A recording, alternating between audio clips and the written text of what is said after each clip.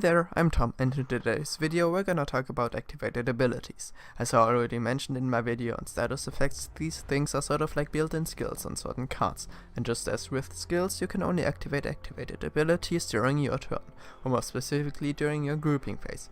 While in this phase you can activate the abilities of as many cards as you want, but only once per card unless stated otherwise. They can only be found on cards that say on the playing field, so guards, units, gear and energy sources. You can identify an activated ability as one by the layout of punctuation. At first you have the cost. If the cost contains several requirements, then those are separated by commas. Then there is a colon and then the effect.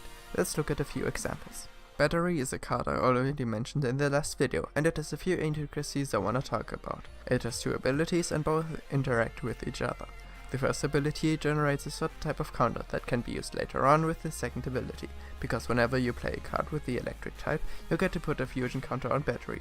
So units, guards, skills and gear all trigger this ability as long as they have an electric symbol in their type. Then when you have generated enough fusion counters, you can use them with the activated ability. You will remove any number of fusion counters from battery as the cost requires you to do, and then the effect comes into play and you get an amount of typeless energy equal to the amount of fusion counters you just removed minus 2.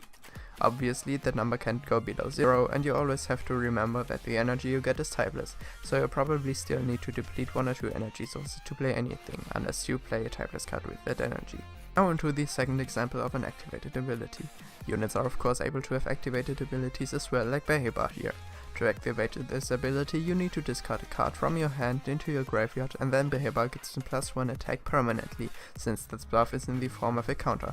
And you also get to drain your opponent's health and gain a little health for yourself. And here we already have an example of an exception, because you can use Behebar's activated ability not once but twice during your turn, so if an ability has some sort of exception written on it within its effect, you will override the one activation during your turn rule. The last example I want to give are activated abilities on energy sources. Generally, these abilities generate energy, I know, who would have thought, and most of the time the only cost to generate energy is to deplete the card. I'm still debating about the timing on these, as I might introduce new cards that can be played during your opponent's turns at some point in the future. But for now, the only place where it is sensible to deplete energy sources is during your turn. That is everything on activated abilities for now. If you have any questions, feel free to ask, and please comment and subscribe. And with that I say thanks for watching and until next time.